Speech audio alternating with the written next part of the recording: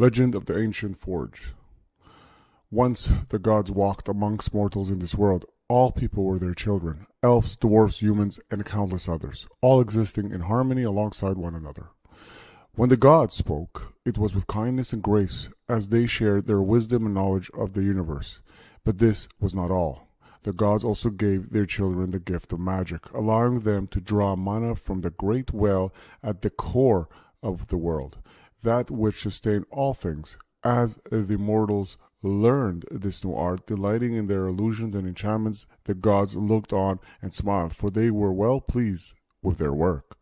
Alas, this time of peace and prosperity could not last. One race, hungry for power and ill-content with the magic the gods had afforded them, sought to wield ever more potent sorcery. Their growth, arcane prowess demanded drawing ever more deeply from the well. Each spell were more costly than the last, and far outspringing the rate at which the mana was replenished. As this sustaining force waned, so did the warmth and vibrancy of the world. The endless and bountiful summer became a haunted autumn.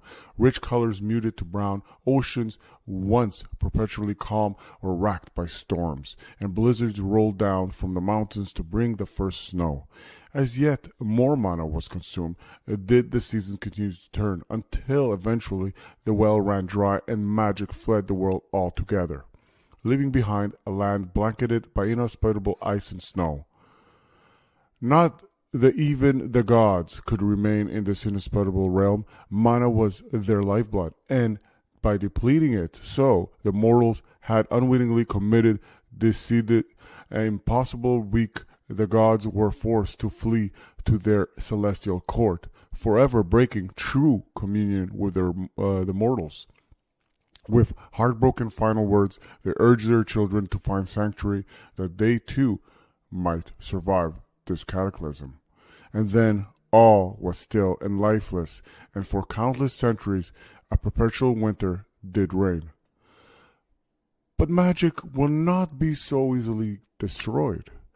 At the core of the world, the well remained, and with agonizing slowness it replenished itself once more, unburdened by the drain of spellcraft, and now sustained by the passions and emotions of mortals instead of the spirits of the gods. So it came to pass that as the tide of mana grew stronger, the great thaw began.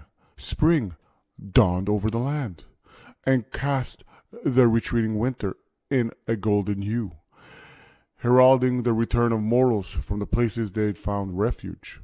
The gods, ever watchful of their children, were pleased but also wary. They saw now their folly, admitting the greed and ambition that could so possess the mortal races. Observing the souls of mortals now sustain the well of all things, they devised a great deception. The gift of music and song would be the gods' final blessing, and the bards their agents. The bards' charge was to both pass on history and legend by song and folklore, and sustain the good in the emerging world. The words of the bards became a new religion. Their stories roused the people to great works and heroic deed, which in turn inspired further acts of innovation and courage. The mana drawn by the heroes was easily refilled by the celebration of the people, ensuring that never again would the well run dry, or the great disillusion return. And so the world is now home to many adventurers and dreamers, forever following stories of hardship and despair, in hope that they too can earn triumph enough for the bards to record their trials and achievements, to inspire the tales and live a legend, to become Bardsung.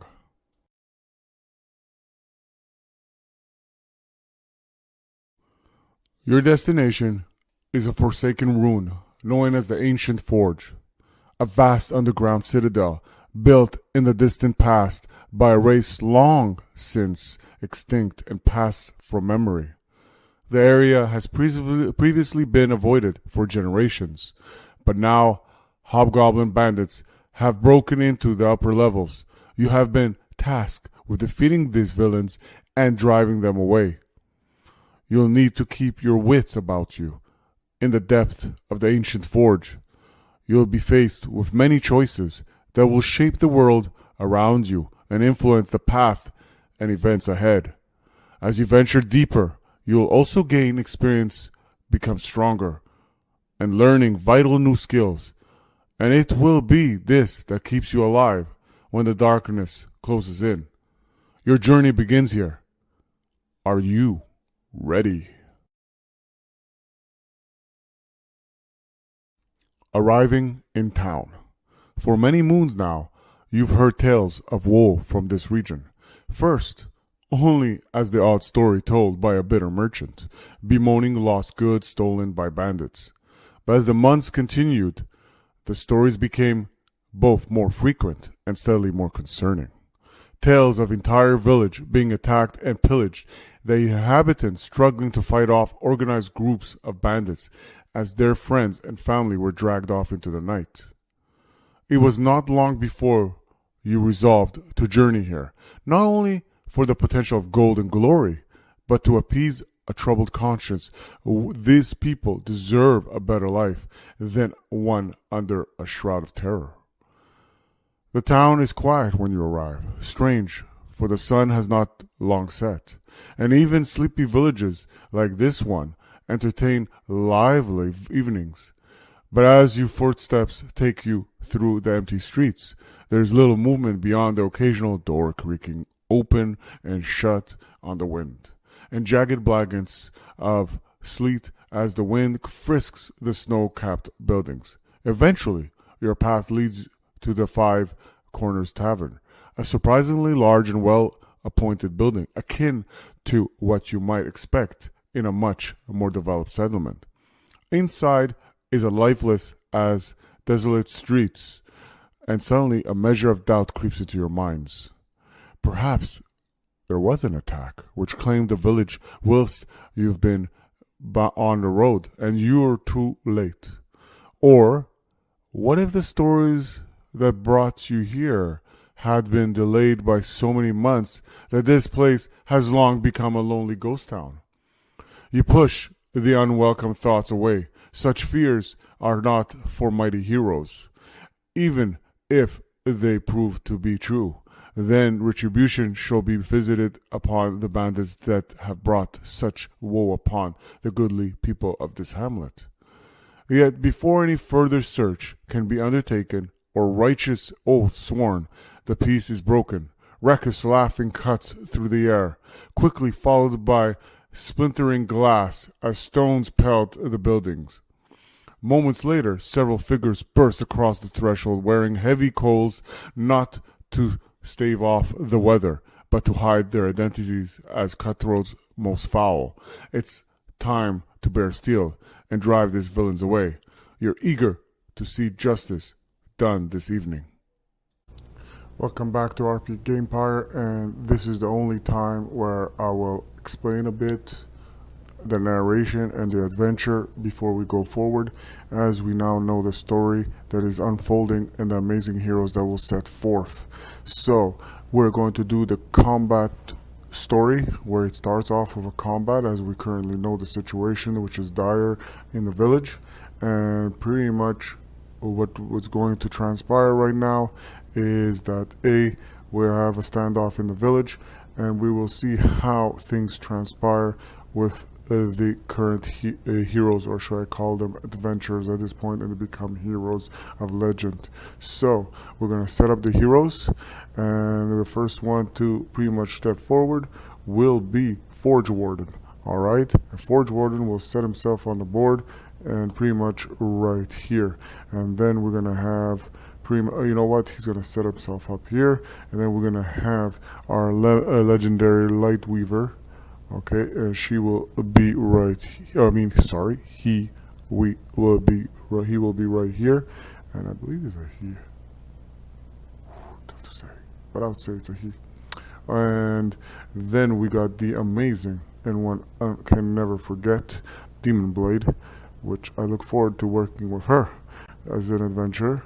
And we got then our amazing here Fate Song, And more importantly, you know what? We're gonna have Fire Soul all alone here. I don't know if that's smart, but that is the current situation. So now we're gonna have the villains, and pretty much the villains are the amazing bandits, brigands, and they will set up right here. And there's gonna be as many as there is pretty much heroes. All right. The next thing that we do, the next thing that we do is pretty much what we're going to do is we're going to take care of the marching order. Now, by default, the brigand will always be in the second position. So what we're going to do is we're going to shuffle this. Sorry for this. And there you go. That does for that. And now we're gonna see who goes first.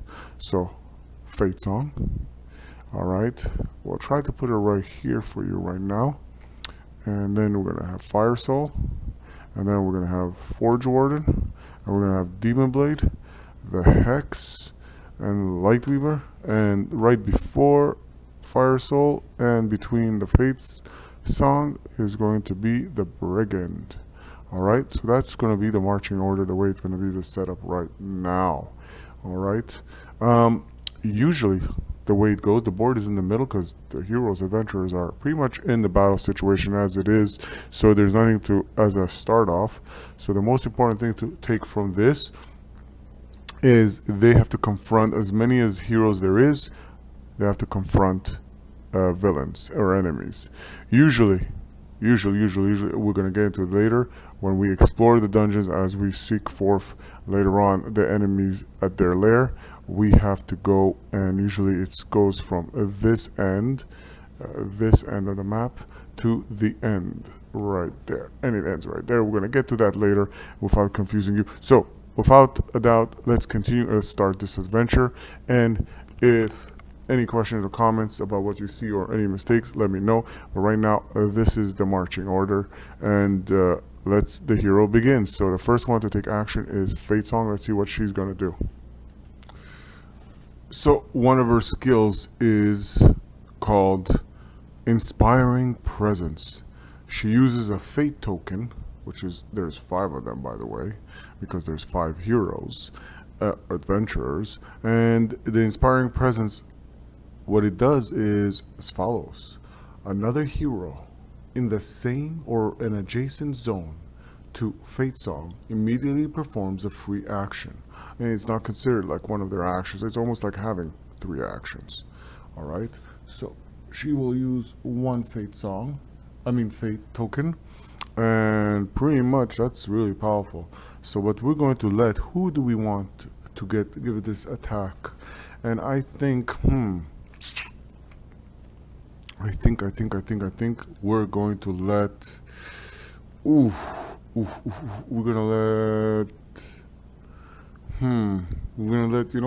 let Fire Soul do this. And what Fire Soul will do, she will launch a fireball. Okay, it is not okay, so she will do this one.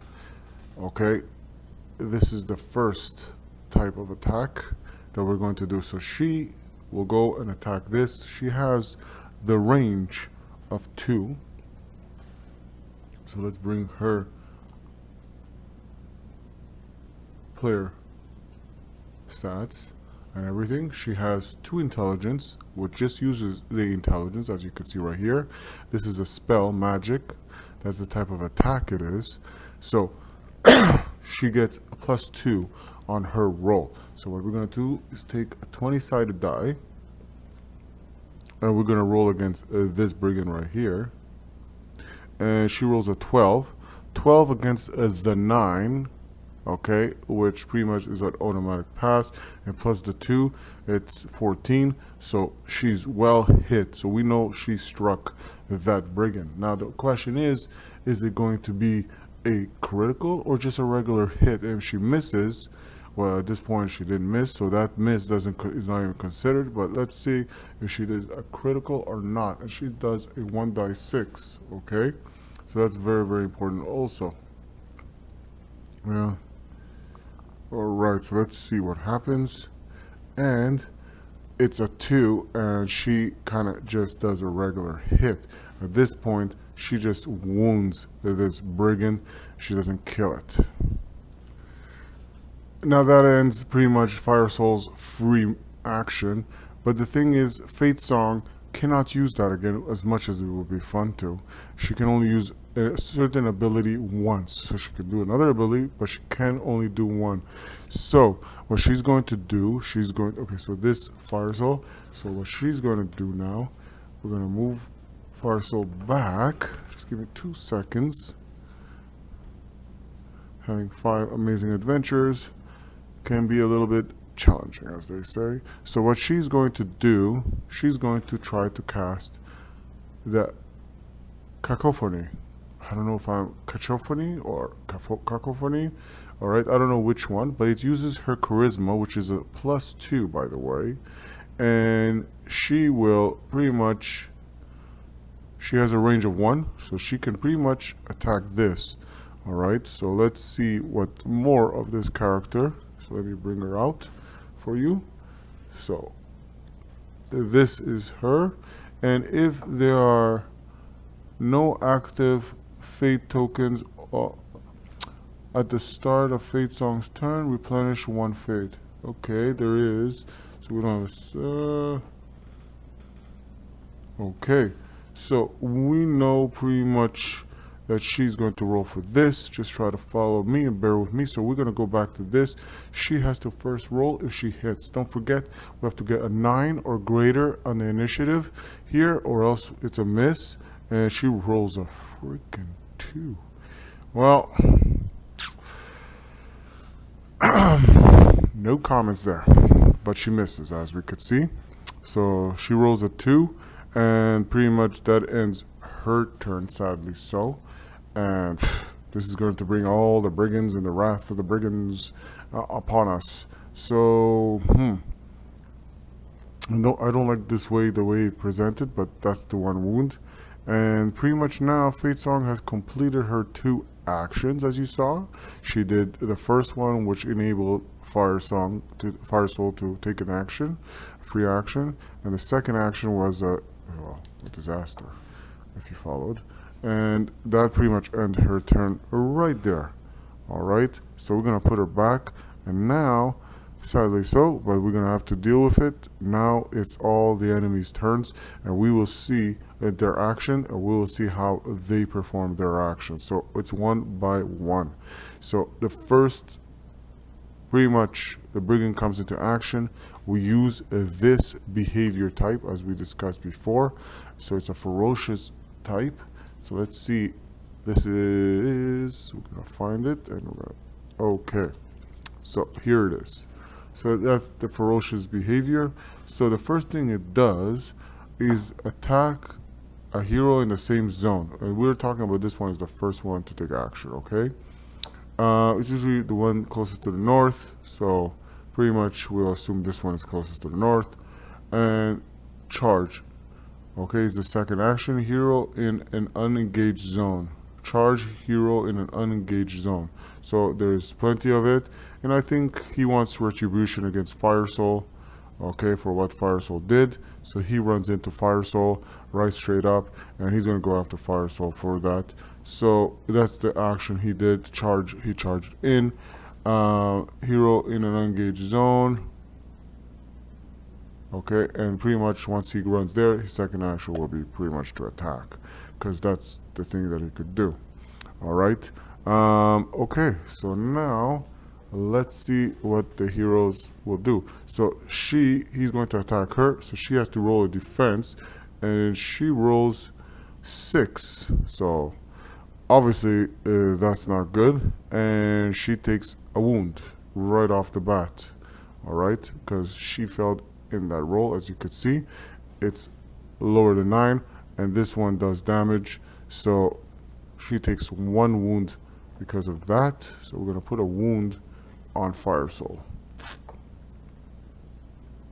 That ends there.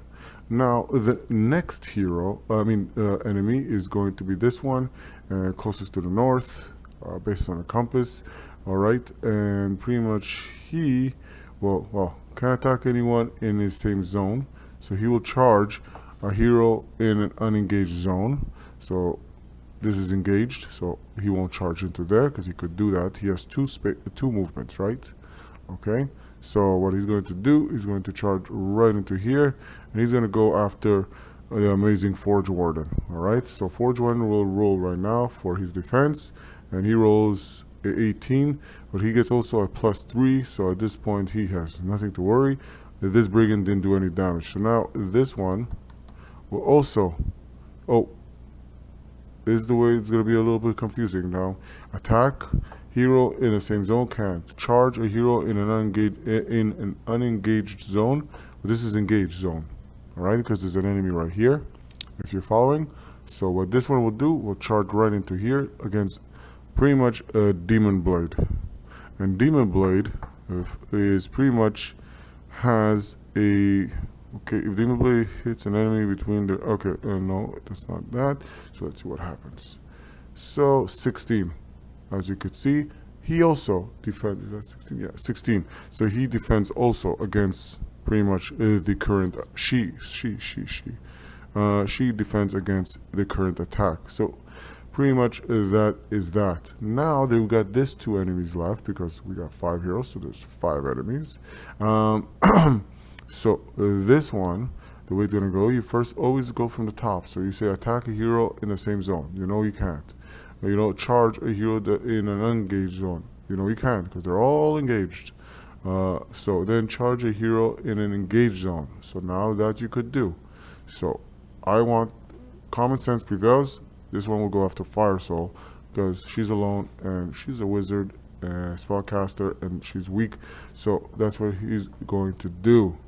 So, all right. So let's see what Fire Soul will do.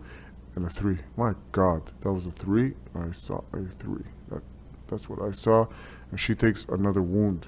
So that's wound number 2.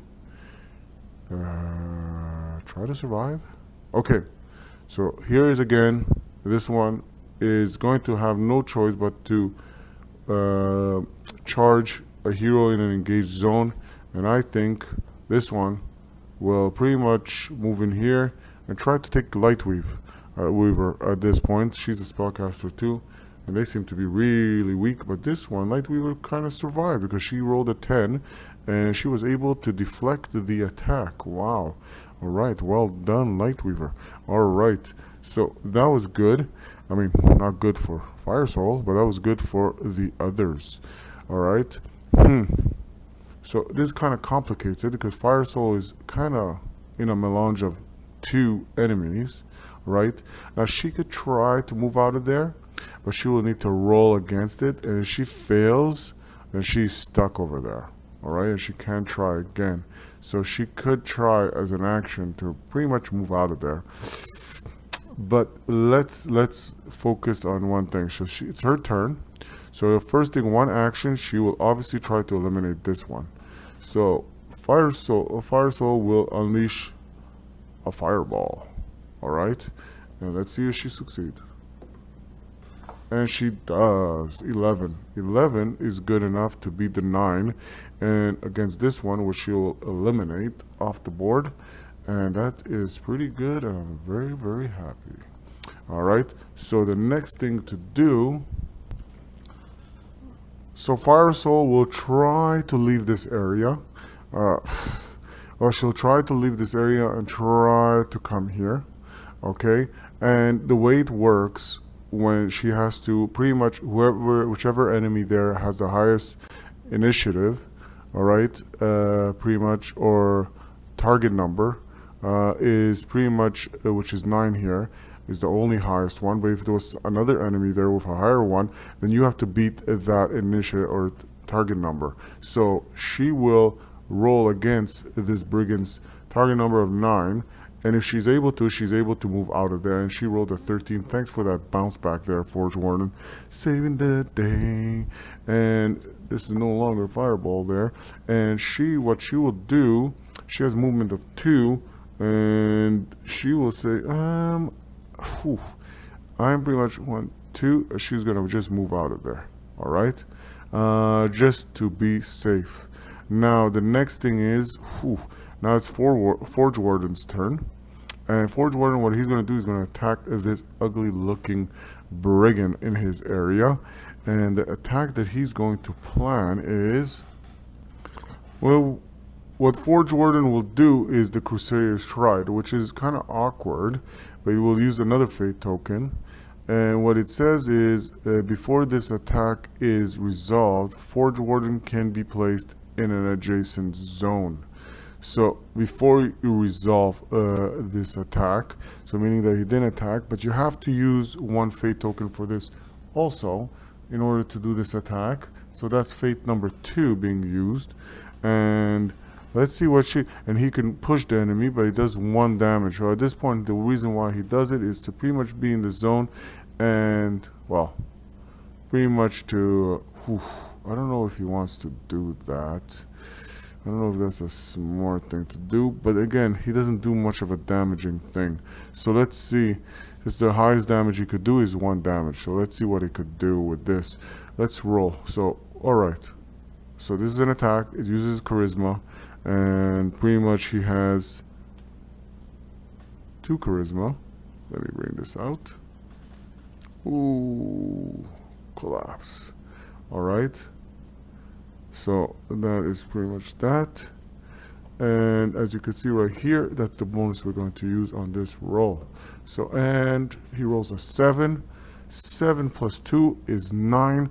We just met it. So this attack succeeds. Now it's a question of, do we damage? And if we damage, we push the enemy where we want to push it. All right. So if we do a critical, that is. Sorry.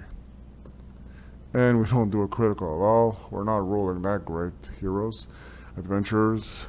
Okay, so we just do a wound. And if that is the case, that is what it has right here. Just you go, you just got a simple wound. So, okay, Forge Warden, this did the turn. Now, as a second action, Forge Warden, what will you do, Forge Warden? Well, at this point, he might as well risk it, and he will do the Mechanica Strike. Don't forget, this wasn't a movement. This was part of an action, that Crusade Strike, that allows him to move adjacent and to attack this foe. So hopefully he's able to kill it. So let's see what the Forge Warden will do. And the Forge Warden rolls a freaking 5. This is a catastrophe. 6, 7. Not enough. We're not rolling that great. And okay, now it's up to Demon Blade. Let's see what Demon Blade will do. Well, with the Forge Warden doing his turn, it's now the Demon Blade's turn. And don't forget, the Demon Blade is kind of special adventurer, and she decides to go with the demons. She decides to go with the demon's anger. And this is the one issue that we always had, and I am just never sure. So this has a range of 0, because she can have a range attack if she wants, but hence why there's nothing here. And she rolls a 1d8, I believe, and uses strength, and it's a melee attack. All right, so we're gonna do that exactly, and she gets +1 to her strength. So she's gonna obviously pick a fight, and she's gonna pick a fight with this one, and the attacks that she's going to do, it's going to be a Devil's Lash. I think that's the best.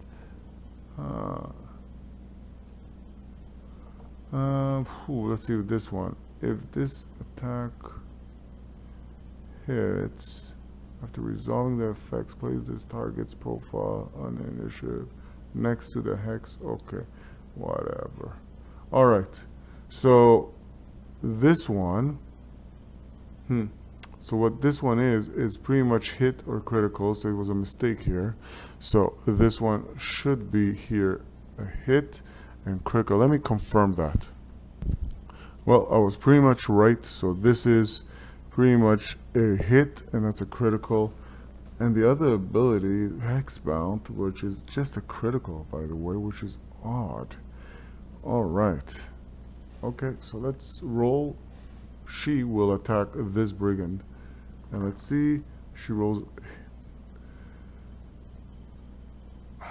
No comments. We're not rolling that great for this heroes. And she rolls again, and you know what? We're gonna re-roll that because that's not fair, and you guys didn't see. So we're gonna roll 2 again. She failed twice. This she ends her turn, and this is just disastrous. Disastrous. We haven't been able to eliminate any enemy that good that fast. So now it's, where's Lightweaver? Lightweaver's turn. So the issue with Lightweaver, she it rolls a 1 on a damage roll, replenish 1 fate. Ooh boy. And this hero can't attack an enemy in the same zone. So she has to pick a damage and try to damage someone else. So she's going to try to damage that one. Or she has range of 2, that is. And in this one, there's no line of sight kind of game, a kind of issue. So what she could do, she has 2 turns. So she, you know what, when making a damage roll, roll an extra die and discard the die with the lowest result. I like that. So this is, she's going to do an arcane bolt, all right? And she has a range of 2. Ooh, sorry about that. We're talking about someone that you cannot even see. All right, that's her. So she has a range of 2. She rolls a 1d6, and because of who she is, she cannot attack someone in her same zone. So in this case, she's here. She's not going to attack him. She's going to try to pretty much help here a little bit to eliminate one of the enemies. Whew. Okay, so hopefully she rolls a little bit better. 10. She has always been. So 10. Sorry for that, Lightweaver. You are... Oh my god. Alright. So 10. So we know it's for sure a hit. Don't forget, when making a damage roll, when making a damage roll an extra die 6 and discard the lowest. So I like that. So you roll 2 die 6. Alright, if you're following. And am I rolling terrible or what? Are the adventurers rolling terrible or what? 3-3. That's just, what are the odds? I should go to the casino. Okay. So she pretty much hit this enemy. And you know what? Oof.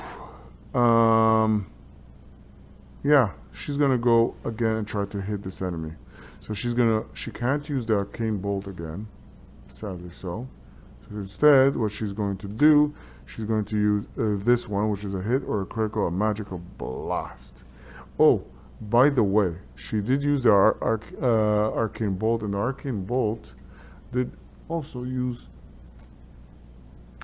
another. Oh, there's only 2 fates left. Okay, so let's use this. A critical would be 2 hearts, but we're just trying to do some damage.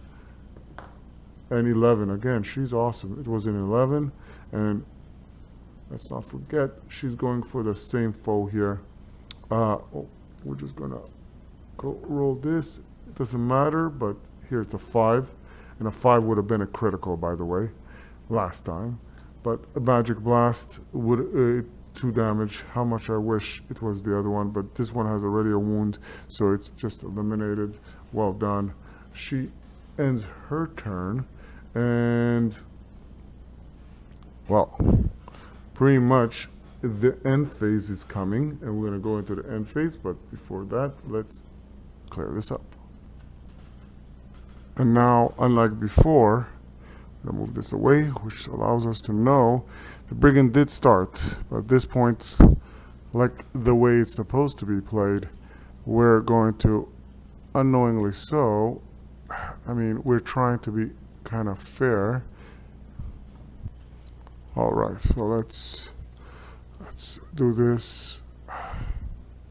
Well, it's kind of weird to have it shuffled like this, but hopefully, all right. So usually, all right. So let's see, Fire or Soul. This. Let's put that away.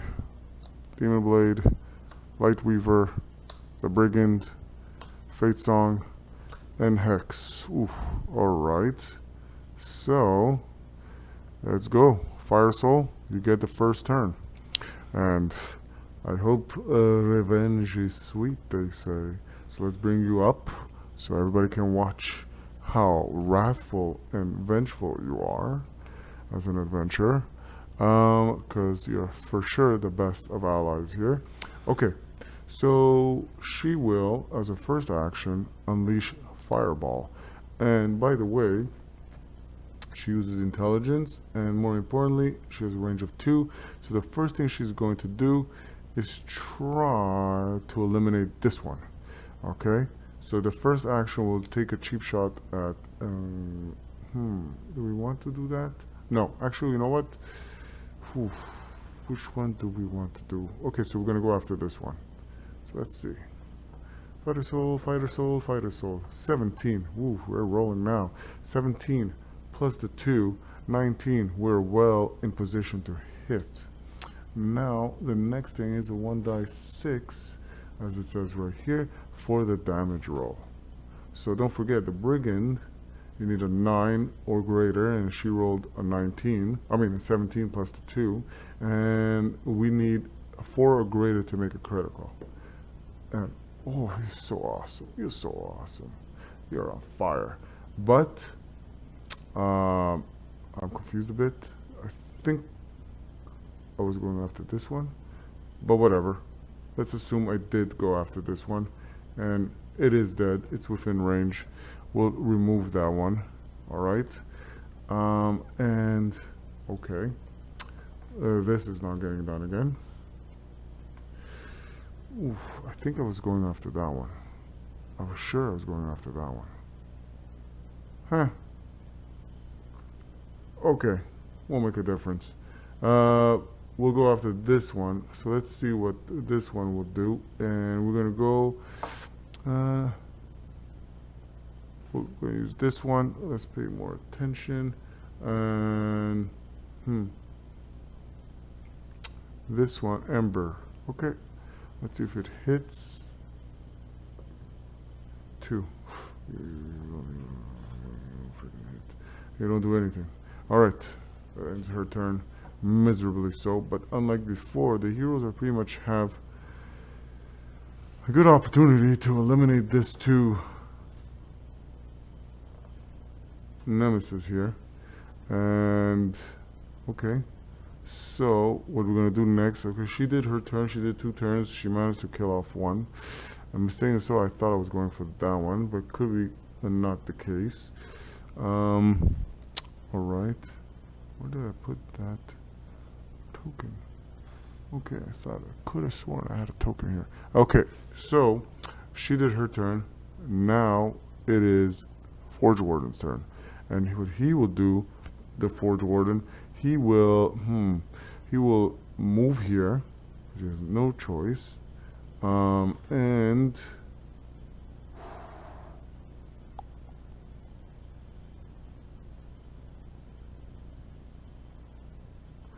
he will no, can't do that one, so he will do this one. Okay, so he can only do 1 damage at this point, and if he does a critical, he replenishes a fate. Alright, that's his way of replenishing. He's going to do the mechanical strike. That's his second turn. And 6 plus 2, I believe is 2. Sadly so, is a miss. It's an 8. And Forge Warden ends his turn really quickly. Hence why he never came out, because useless. Okay. Alright, so at this point, it's Demon's Blade's turn. She will... What will she do? Because she will rely on melee at this point. Okay, so she does is melee, and she will attack this one. But before that, if this attack,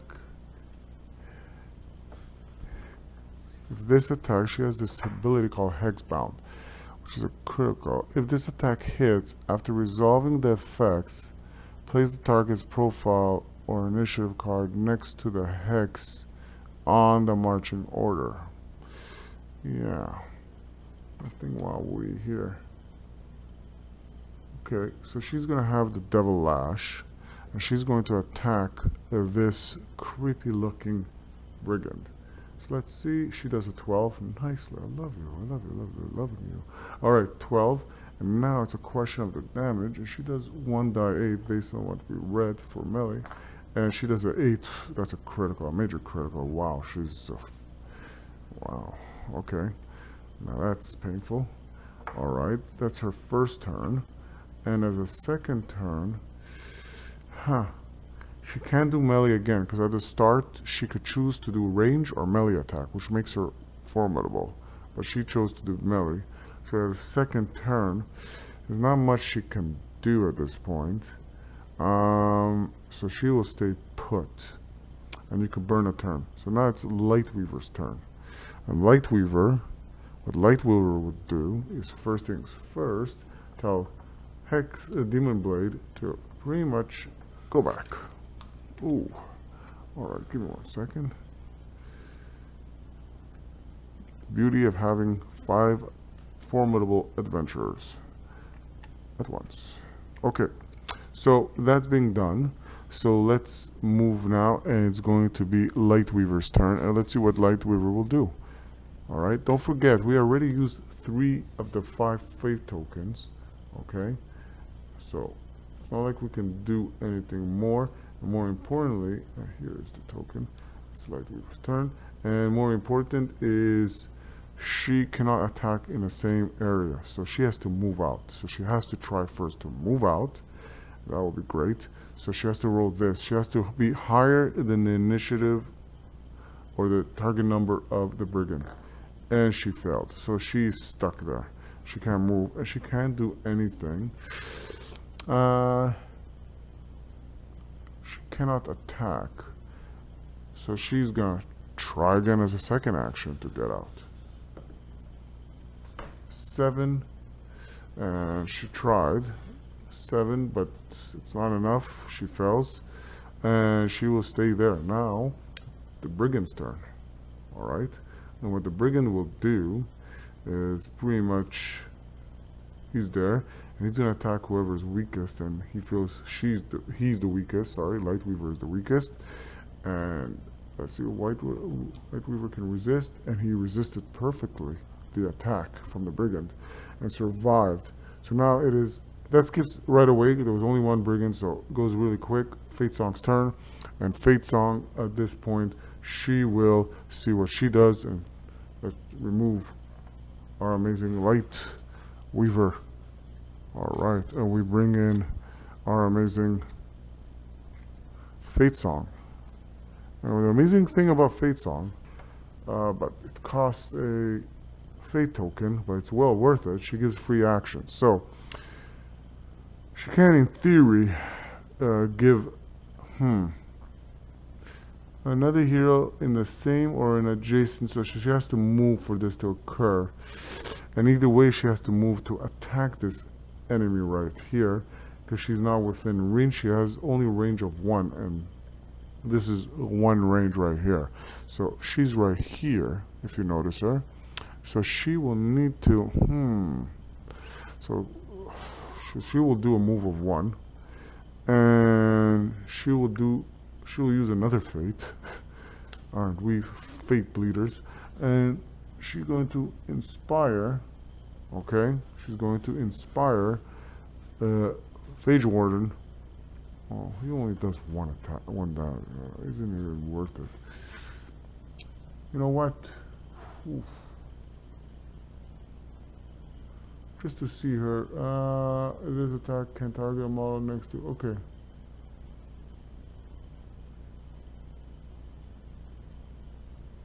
Okay, so this is very weird. So what we're going to do is something very different. We're going to revoke that move and follow me this just for us at this combat tutorial and combat story. So what she's going to do instead of using that last fate token, let's rewind that quickly, is she's going to do something, because this ability is something amazing. Cacophony, whatever, cacophony, whatever, which uses her +2 charisma, and it's also a spell, and so that means so she's casting it, so it's range, and she has a range. But there's a thing here that it says this attack can target a model next to Fate Song on the marching order, ignoring range. So this brigand is beside her on the marching order, so she could indirectly from here attack it. So she could spend, but she can only do this once, this ability. So let's try. Doesn't hurt. And that's a 5. Amazing, isn't it? I think that's phenomenal. So that burns that, and pretty much, you know what, at this point, I don't think she can do anything. Yeah. That was a depressing return. But, hey, it was just to show you something new and a new skill. And at this point, again, this hex doesn't do anything for now. This belongs to the Demon Blade. But we ended the turn, and we're going to reshuffle at this point. And by the way, when we attacked with the Brigand, it's the only thing he could do. Hero on the same zone. And that's what he did pretty much. I'm sure the Brigand is a he. So we're shuffling. I mean, it's hard not to notice, you know, what's coming up. And that's pretty much it. So this Fate, Light, Fire, Demon, Brigand, Forge Warden, and the Hex. Alright, so the first things first is Fate Song. But I have an idea here. So follow me on this one. So we know Fate Song already, so we're going to bring her out already, just to present her. Alright. Ooh, Earthquake. Alright. Alright, so this is this, and what she's going to do is she's going to use a Fate token back again, and she's going to use this to immediately perform a free action, okay? This is for a hero, another hero. So she's going to do that as her first action, and only action, to be honest with you. And she's going to make Demon Blade just move in right here, okay? That's first. So that's the only action she's going to do, and she's going to end her turn right there. Alright? Just follow me on that one. We're going to do this one quick. So now it's Lightweaver's turn. Lightweaver is trying to step out because he cannot attack anybody in the same zone. 7, he fails. Okay, so he can pretty much run out of there. So because he needs 9. So he's going to use his second action just to try for the hell of it. Rolls a 7 again. What are the chances? What are the chances? Okay, so now it's Fire Soul's turn. Moving right along. Fire Soul says, what are we going to do here? So she's going to, first, she's going to cast, okay, Fireball. Alright, let's see. And yes, she has range of 2. So if one has to verify that. Alright, so we're going to see that. And that's 5. Wow, that was a 5. I saw that it was a 5. So she fails on that. Are we in trouble? Alright. 17. Thank goodness. 17 is not a... it's a hit. Sorry. And now she's going to roll this. So see if she does any damage. 1. Very good. She puts him on fire. Now, that's something new. So this enemy suffers because pretty much she hit, and that's the only thing she did. And it suffers a fire wound. And that means in the end of this round, it will obtain 1 damage. Alright? So that resolves her turn and her action, which wasn't the most phenomenal in my opinion. And now, last but not least, is our favorite Demon Blade. And let's hope she brings the wrath. She only has to do 1 damage, and she's going to do a physical, and she already rolls a 12. She's damn phenomenal. And she's going to roll this, and let's bring her out to show which one she's doing, and she's using the Devil Ash. And she just rolls a 2. What are the chances? But she hits for 1 damage. Alright? So, she's gonna try to attack again. Okay? She's gonna go hexbound. Alright? But we must roll a critical at this point to hit that. So, we're gonna do first to see if we hit. And we do. No surprise. And 4, and we do a critical, because a 4 and above for a brigand right here is considered critical, and we do the wound, and we don't care about the rest of what it says. If this attack hits, after resolving the effects, place this target's profile or initiative card next to the hex card on the marching order. Oh, well, we don't have to do that because we just eliminated the enemy. Oh, I love this. Sorry. Okay. So pretty much this eliminates combat, finishes the combat. We managed to fight off the foes that were pretty much attacking the village. And now what we're going to do is carry forth the story. And the next thing, we're going to go on exploration. Hunting the hobgoblins. As the final hobgoblin falls lifeless to the ground, a chorus of cheering erupts from beyond the walls. Stepping outside, you're greeted like conquering heroes, but it's obvious these weary townspeople are the true victors this night. Emboldened by the clash of steel, they left their hiding places to fight, armed with pitchforks, cudgels, and axes, and fight they most certainly did. A dozen hobgoblins lay bloodied and unmoving on the ground, a handful of others writhing in agony from where their limbs have been skewered, pinning them to the dirt. It's one such survivor, fear clearly writ across his features, that betrays the den where these ruthless curs have come from, and you're quick to ask for torches and guides.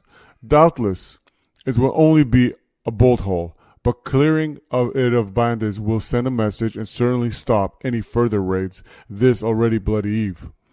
The villagers quickly provide you with what you need. They're as keen as you to see this justice visited upon their tormentors. The journey is not a long one, even on foot. If the hobgoblin's words are to be believed, the bandits have been using a rune chapel on the village outskirts to hunker down after each raid, drinking into the evening before returning to their lair the next day with the remaining spoils.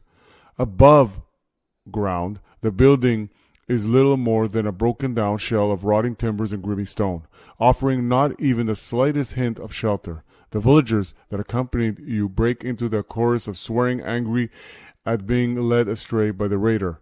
But you're familiar enough with your prey to know they'll be hiding in the crypt rather than above ground. Sure enough, a set of tracks soon leads you to a heavy trapdoor, which you pull aside to reveal a narrow set of steps. The stench of damp and rotting meat assaults your nostril from below, only becoming worse as you descend into the den. It's severe enough for several of you to wonder how the hobgoblins haven't attracted unwanted beasts and predators.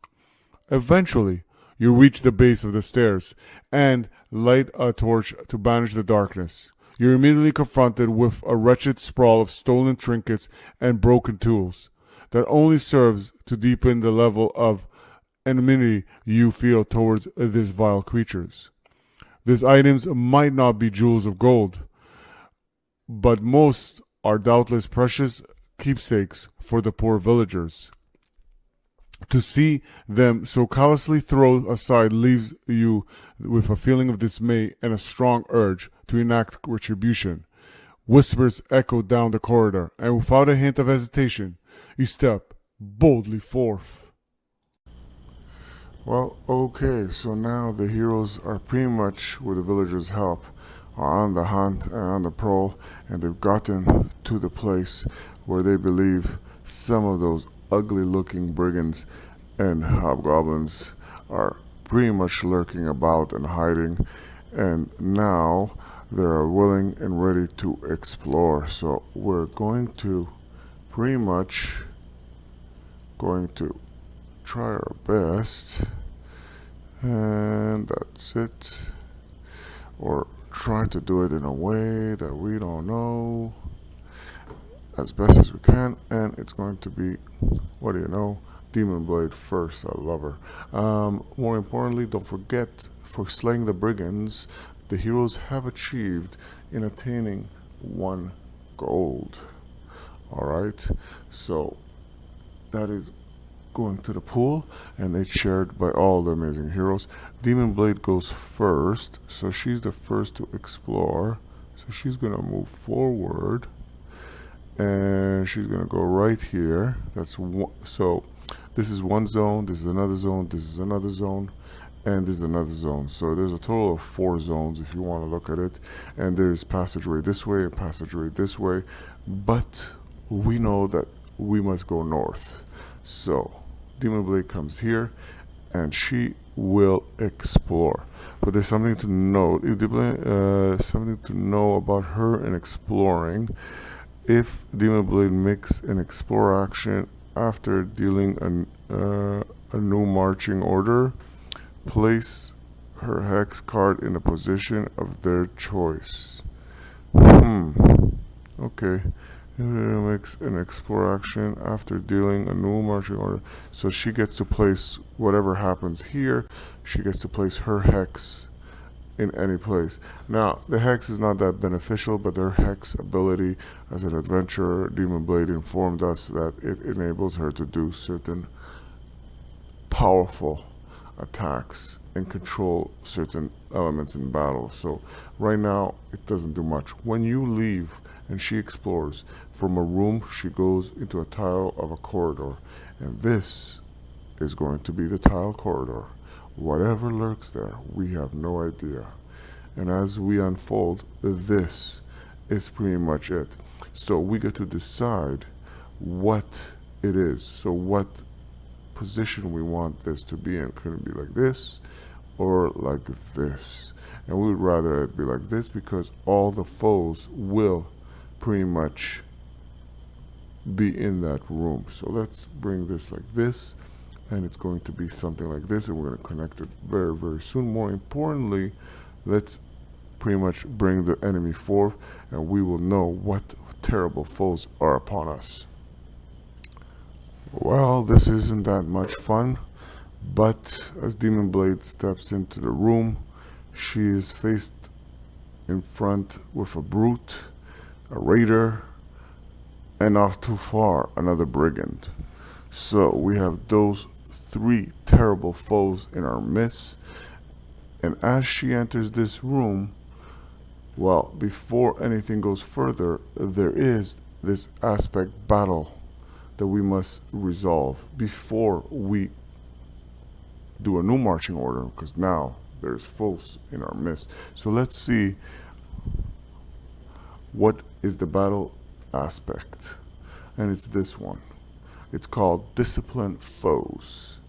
It says, this cunning foes work in pairs, making them far more dangerous. Non-wandering monster enemies, which is them, add +1 to their target number while they are in the same zone as 1 or more other enemies. So they become a little tougher to hit. So let me say that again. Non-wandering monster enemies add +1 to their target number while they are in the same zone as 1 or more enemies. So that means this one and this one, to hit them, will be a +1, and this one will not be, unless he enters also, and that will be a different case. Now, there's 2 little, stars here, which we're going to define right now. So pretty much this is in effect. This we can remove, and we will keep this as a reminder near us to let us know. Now, Demon Blade is here, but because she stepped in and the enemies have just ventured forward, she will need to create a new marching order, and that might mean that she gets to another turn ahead of this foes, but this foes get into action right now. So that's very, very important. Now the new foes that we're going to confront is the brute and the raider. Well, the brute, there's something very special about the brute, and that is the brute, pretty much once we damage it twice, it doesn't die, but instead it becomes vengeful, and it's tougher to hit it. And more importantly, at this point, if you notice the difference from here to here, that it loses its ability, but more importantly, it still will damage you as the same as it did before, and you will obtain then only the 2 gold for damaging it.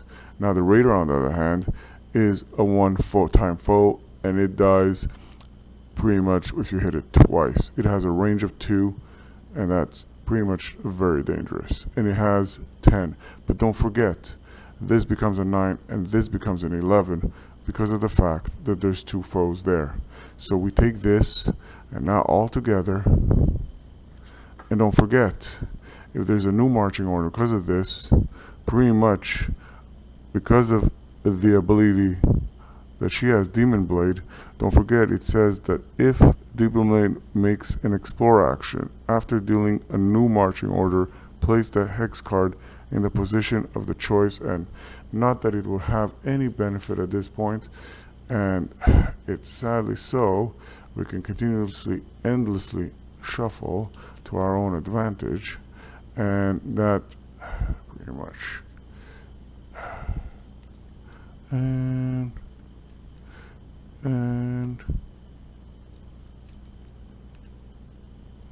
that's what we're trying to do.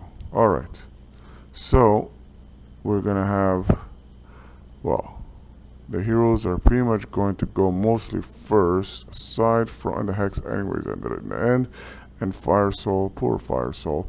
Okay, so we're gonna go one by one. So let's kind of set it up here. We're going to pretty much organize this like this, so you could see what is going on. In the future it won't be the case because pretty much, and we have the hex, and the hex is kind of pointless, but we should still put it here so that it makes sense. So we're gonna put the hex right here. All right, Demon Blade is already there. Forge Warden, you need to kind of step in here. The fate tokens get reset, so we're good there. Let's see. If before this attack resolve, Forge Warden may be placed in adjacent. No. If the attack roll had advantage, the damage roll is empowered. Okay, so Forge Warden will take 1 and butt right in, and there's could be as many as we want. All right, so that's his first turn. Don't forget the Raider's target number is from 10 to 11. Makes it much tougher to attack, but there's something that we have to remember, that the Brute has defensive line. This enemy and other, well, enemies of the same type, which is Goblin, enemies in the same zone can't suffer more than 1 wound from a single attack. Yeah, that's not good. All right, either ways, we're going after the Raider. So the first one to go is the Forge Warden. Let's see what the Forge Warden will do. And 17, that's just beautiful. 17, don't forget, plus the Forge Warden's +2 charisma. All right, let's bring it out a bit so we could see. Plus the 2, and we did we decided to do the Mechanica strike, right? And it wasn't empowered, but so far we hit, that's for sure. So let's see if we can seriously damage. So he does 1 die 6. So let's see. Oh, something good. 3. That's not that great. But anyways, we can only do 1 damage. So that will do 1 wound to this ugly looking raider. Okay. We're so close. But that would have made a difference. We gotta. Alright. And we're going to put. You know what? Because there's only 1 raider, we're going to put the damage on it. Alright? So now that that happened, it's no longer his turn. He did his turn. And it was a good turn, by the way. He did well. Forge Warden, your adventurers are looking at you, your new friends, and they're saying you're valiant and a valiant hero. Okay. And now, pretty much, it is Fate Song's turn. And what she will do, which makes her so worthy and amazing, is, let's put her right here for us. She will do, the first thing she's going to do, and luckily so, the Fate tokens got reset, she will do Inspire Presence.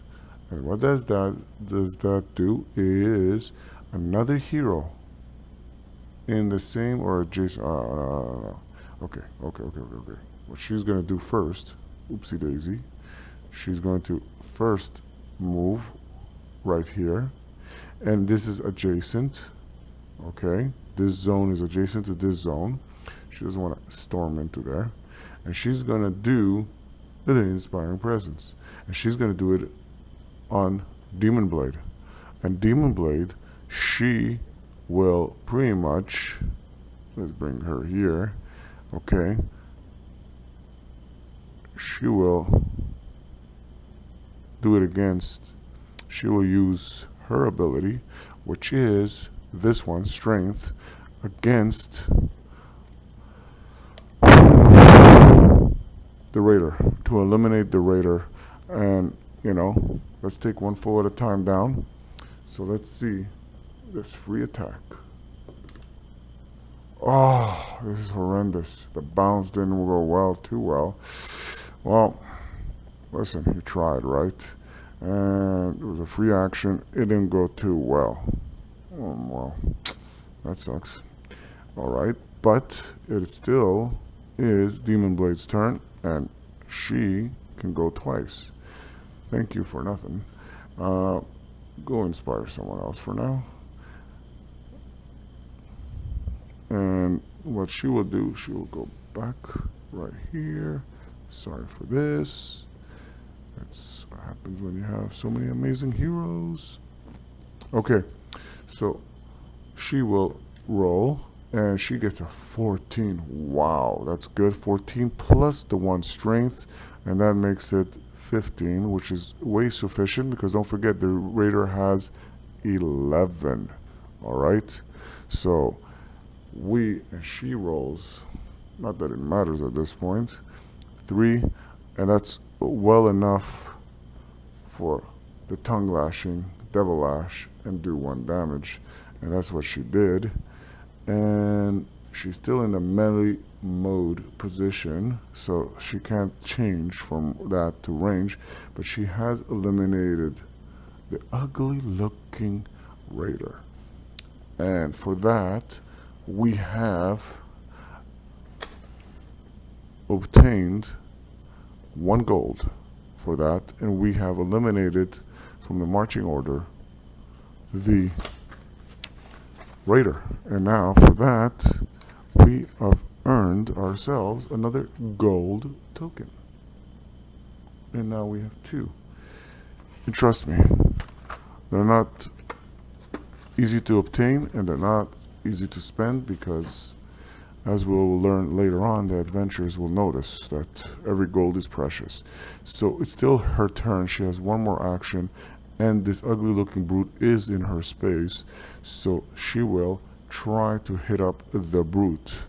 Okay, and the brute, let's move her here so we can see her better. Okay, the brute is, and don't forget, unless forgotten, that it's +1, so the brute is 9. Oh wait, it's no longer 9 actually, because there's no other monster, in the same zone, so it's still at 8. Oh come on, you can hit at 8. And I don't know what's going on, heroes, adventurers, and you're not heroes yet. You're just adventurers, but you're going to become heroes, and you failed. So now it is left to you. She can shoot from here. She's 1, 2. That's the range of 2. Yeah, she can turn around, tell Fire Soul, move yourself. She can launch from here, 1, 2, right at the brute. Alright. At least you managed to kill one of them. Thank you. And that's... wow. Okay. So now we got the amazing... Alright. And... if Demon hits an enemy between their card and the hex, the marching order with an attack, replenish 1 fate, but we never used the fate, so she's okay.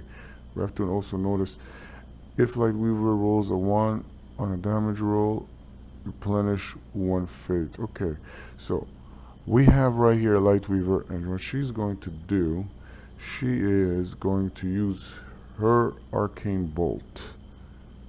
Alright. And she's going to use 1 fate token. These are the fate tokens, by the way. And we put it in the exhausted side. And she will roll to see what she's going to do against the brute. She has range of 2, so 1 and 2. 2 zones. She's bolting right here. She got the power. She got the power. And this is a beautiful 9. So, and that's way sufficient because 9 plus 2, that is 11. And the brute only has 8. Now we gotta go for the critical. Come on, we gotta go for the critical. Roll a 6. What are the chances? Oh my god, I was talking too soon. After a horrendous, adventurers, you're awesome. You're awesome. So she rolls a 6. That's an automatic 2 damage, which kind of flips this brute, ugly looking brute, on the other hand, and I like that. She did well, and now this brute is kind of very, very upset. Now, she goes for her second type of attack, because she cannot do the same twice, sadly. So, when making a damage roll, roll an extra die 6 and discard the die with the lowest result. Well, we never did that, because we didn't need to. We are awesome, alright? And she didn't roll a 1, so you don't replenish her fate. Now, what she's going to do, we can try for this, and see if she can do a critical again. Well, fat chance, but any chance is a good chance. Oh, 4. You talked too soon. Alright, you tried. You at least got him halfway dead. So that's not bad at all. And now, she did her turn. And, we got rid of the Raider, so it's Fire Soul's turn. That's nice, that's nice, that's nice. So now Fire Soul, yes. He went twice, sorry. And Fire Soul, will go now. I like that. This is coming along really good, really quick. So let's get Fire Soul right there. And don't forget, there's no enemy in this zone other than the brute itself, so he doesn't get any benefit. Still, it is 10, the target number, and it lost its major ability. Fire Soul, on the other hand, pretty much has a range of 2. And she replenishes fate by, when Fire Soul inflicts any fire damage on an enemy with an attack, replenish 1 fate. We can dig it. Alright, so what she's going to do is the first thing, which only makes sense that she does that, is going to be Fireball. Alright, so let's see and roll. And that's a 15, amazing 15. Way to go, 15 plus the 2, that's 17, way more sufficient. She rolls a 6 die just to see, and we need 6. Oh my god, she eliminated the brute in one shot. This has been an amazing, brutal assault as they made it to this, underground lair. Alright, so the brute has been eliminated by fire soul, and she still has one more attack, by the way. And she's probably going to move in because at this point, she has to get the reach within there. But that's amazing. And we get 2 gold coins for this, eliminating this brute. And this brute, you see, it went from a 6 and above critical to a 4 critical and above. And we managed to roll, she rolled a 6, and she is phenomenal. We have just eliminated the raider too. Wow, wow, wow, wow, wow. That is a takedown and a half, as they say, my friends. And now we obtained 2 gold for that. So the heroes get 2 more gold coins, and that puts their pot at 4. Alright, way to go, valiant heroes.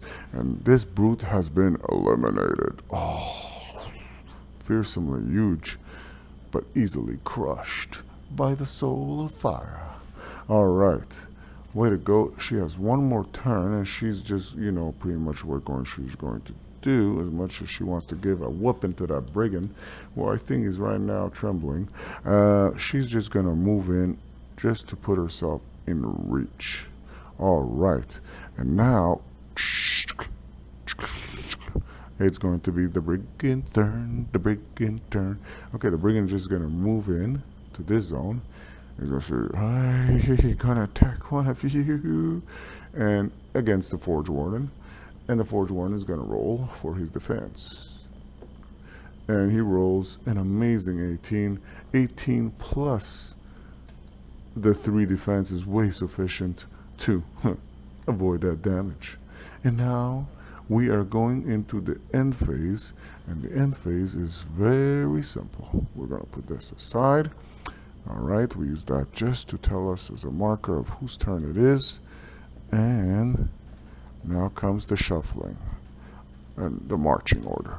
And the marching order. Alright. And the marching order. It's kind of annoying because you kind of get an idea of where everybody is, but it is what it is, and we're going to see what it is. So it's Lightweaver, the Brigand, Fire Soul, Forge Warden, right? And then, Demon Blade and Fate Song. Okay, so Lightweaver it is. Lightweaver goes first, and what he will do, he's kind of far. No, not anymore. 1 and 2 zones away. He's aiming amazingly with his arcane focus. Alright? So with the arcane focus, he's like bolting at this enemy. And let's see what he's going to do with the arcane bolt. So this is very important. When making the damage roll an extra die. So we will do that just to be sure that we get obliteration here. So first things first, we're going to use another fate token. And what do you know? We're going to turn that over. We have 5, so that's okay. Let's roll. And we hit Bardsung. We hit Bardsung. Bardsung is an automatic critical.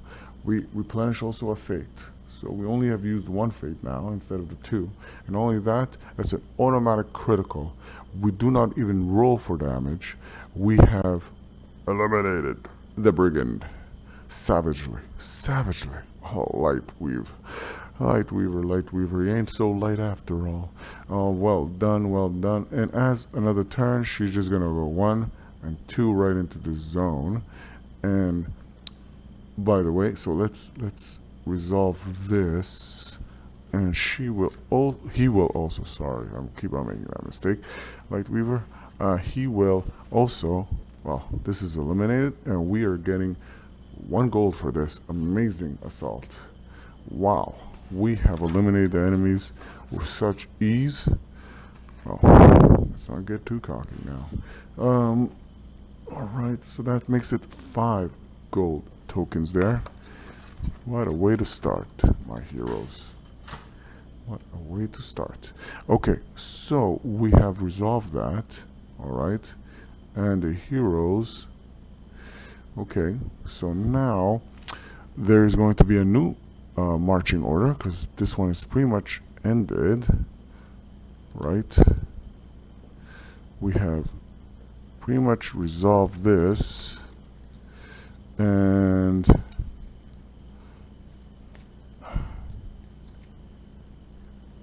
this is no longer in effect, it no longer has a purpose here. And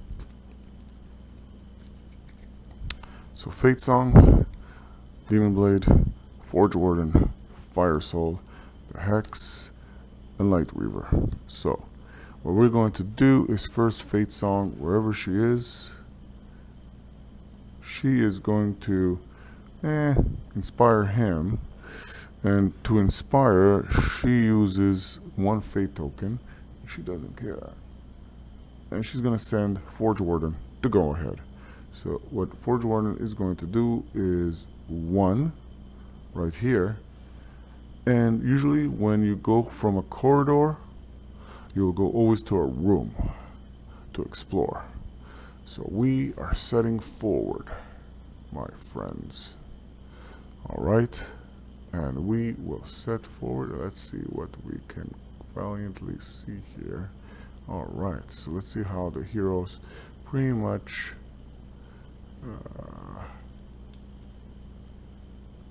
alright. Okay, so the heroes are moving forward. He's going to explore, and as he explores, he will reveal a room. And this is, you pull out first these cards, and when you do, it shows you pretty much this is the way, and we could choose, and we're going to, so it comes like this, the room. All right. And more importantly, there's a door right there, and we're going to have that set up, and there is no foes here other than this is the end, and at this point we're going to have the stairway right here.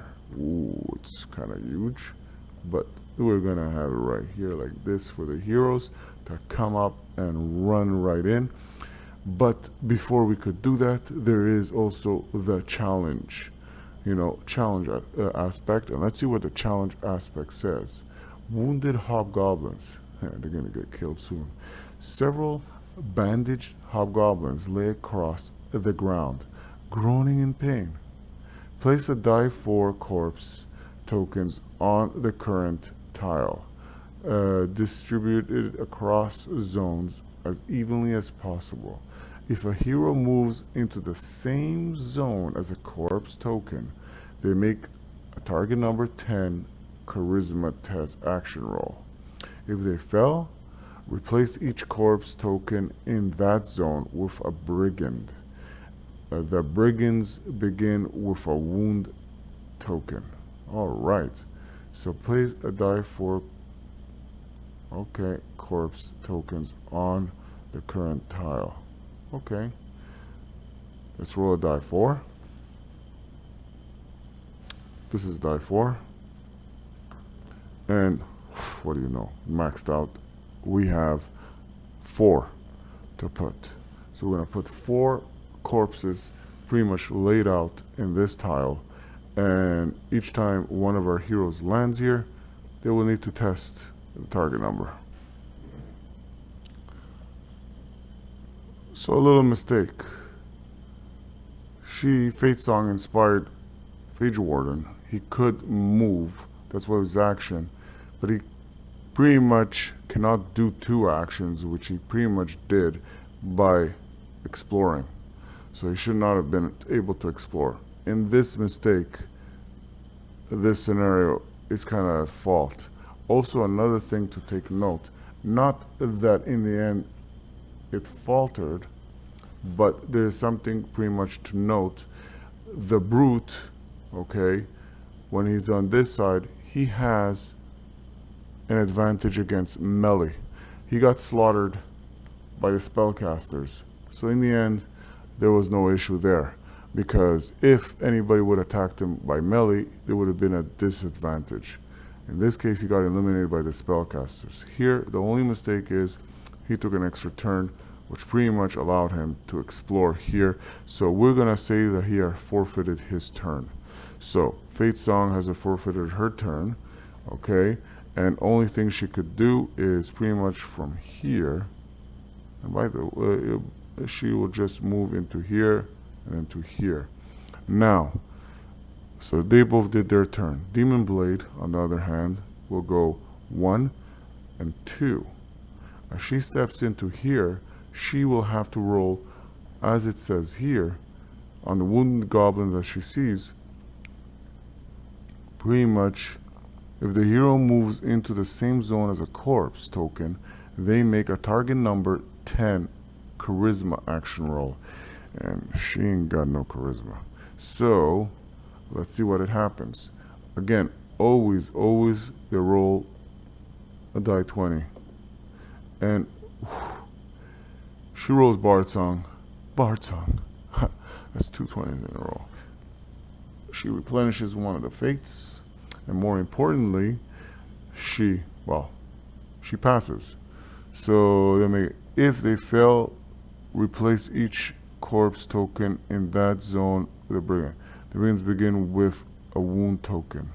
If a hero moves into the zone as a corpse,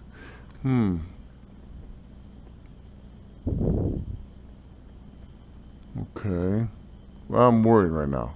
So if they pass,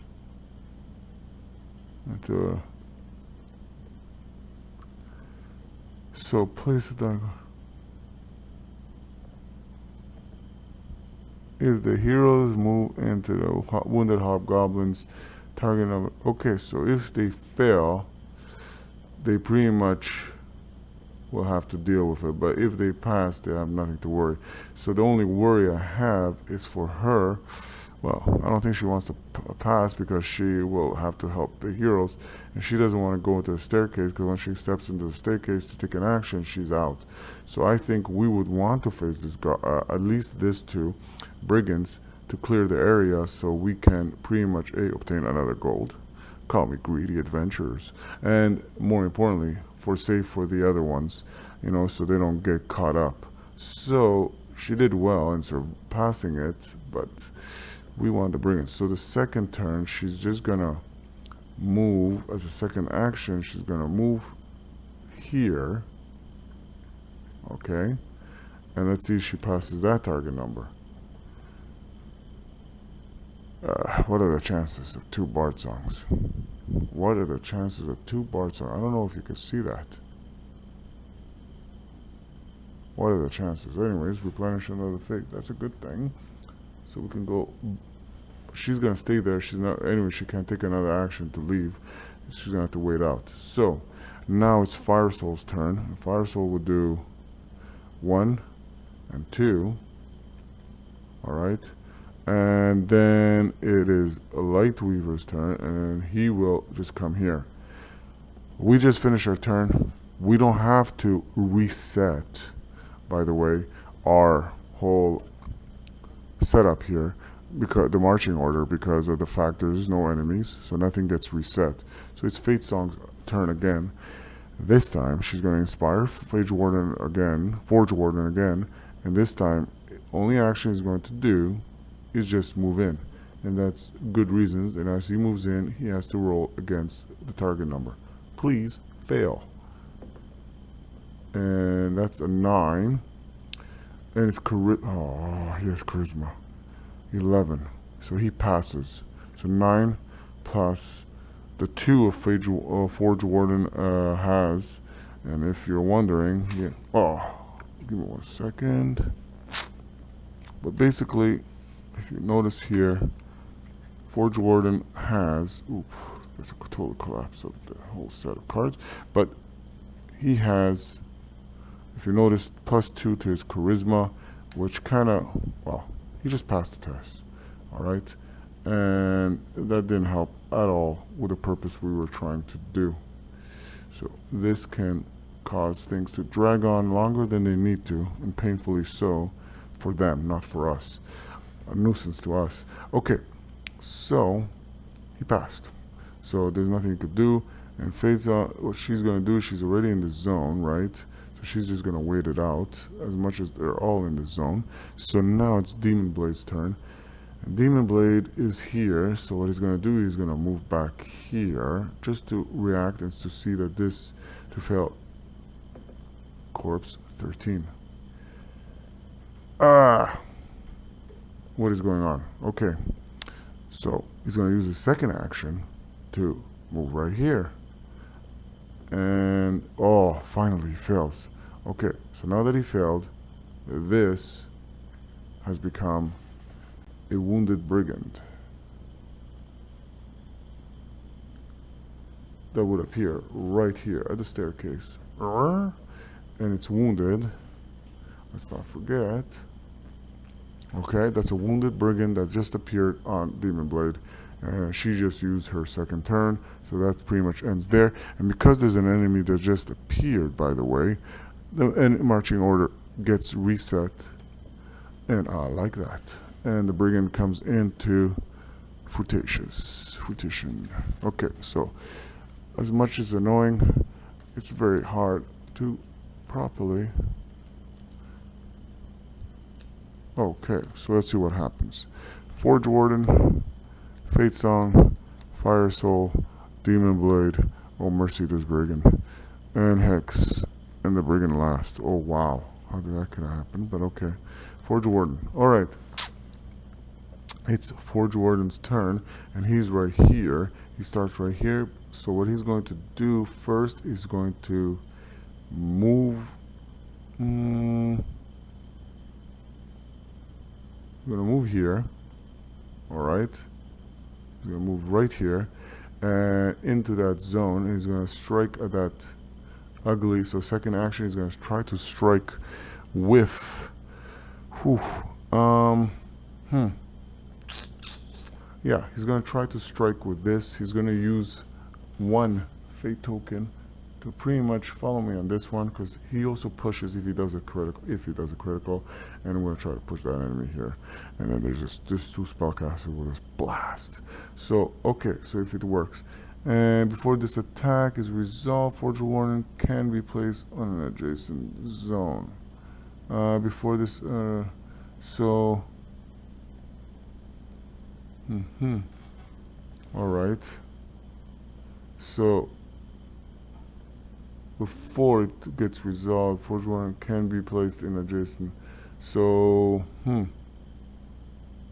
all right. So usually I'm wondering, please let me know, do you get moved before or after?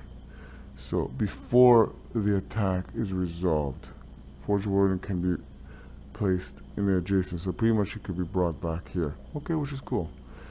A mistake on the beforehand. 8. Oof. We're gonna just quick come closer. 8 plus the charisma, which is +2 for the Forge Warden, will give us pretty much the 10 we need, and the 10. So it's a hit, and we're ready to cause some damage. Forge Warden rolls a die 6. But it doesn't matter. It was wounded, so it dies, and that ends that. All right. So, and Forge Warden pretty much then comes here. Before this attack resolved, Forge Warden can be placed to the before it's resolved. So, well, you know what? I'm gonna leave him there.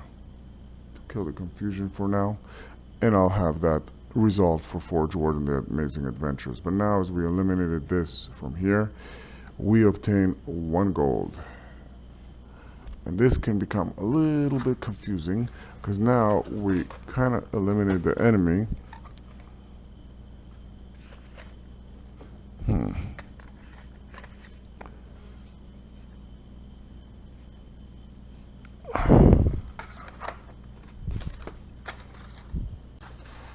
Okay, so at this point we're going from here to here. If the hero fails in the zone, if they fail, replace each corpse taken that zone. Replace each corpse token in that zone with a brigand. The brigands begin with a wound token. So, place die 4 tokens on the current tile. Distribute across every. Okay, so if they the brigands begin with a wound token. Okay. Each corpse token in that zone. So okay, so in this case, all right. So he did right, and this is pretty much ends right there. We have that, and now this gets reshuffled because it pretty much ends everything. The marching order gets reset. This goes. We need, and we get another gold token right there. So we have 3, 4, 5, 6. Wow, okay. And this is the weird part, because if we fight this, in which I want, or we could actually do it selectively, we could get 3 more gold if we wanted to, if we play it that way. But we're going to focus on this one, so we create a path and just move on. So it's Fire Soul, nothing, Demon Blade, Forge Warden, and Light Weaver and Fate Song. Alright, Fire Soul. What you gonna do? What you gonna do when they come for you? So just step inside. You can create a new marching order. She does. She steps right here, and right away she rolls. So she has no charisma.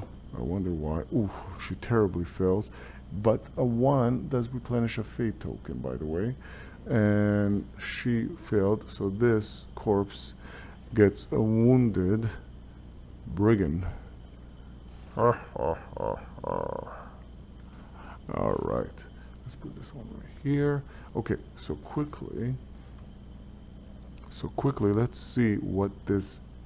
She has another turn, so she can unleash Fireball and attack an enemy, unlike Light Weaver, within the same zone. So, let's see. What you gonna do? What you gonna do? Oh, 19. Wow, she almost even knocked them out. 19, you don't even have to guess on that one. So die 6. Come on, hit a critical. Oof, 3, so close. Anything special? Anything special? Nope. It's a hit. But don't forget, this brigand comes wounded, so it's dead. And that causes another gold token for the heroes, by the way.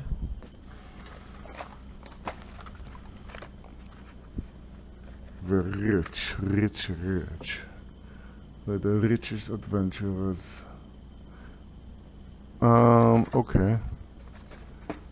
That resolves that. So far, so well, so good. So, this is done, shouldn't be there. That's done, shouldn't be there. And now it's just the heroes. Okay, well, we kind of get reset now because they just killed the brigand again. So it has to be reset every time because that pretty much ends the marching order. Alright. And this is the weird part. They expect us to shuffle like this. They should have. It's a neat idea, but just trying to not cheat is very hard at this point.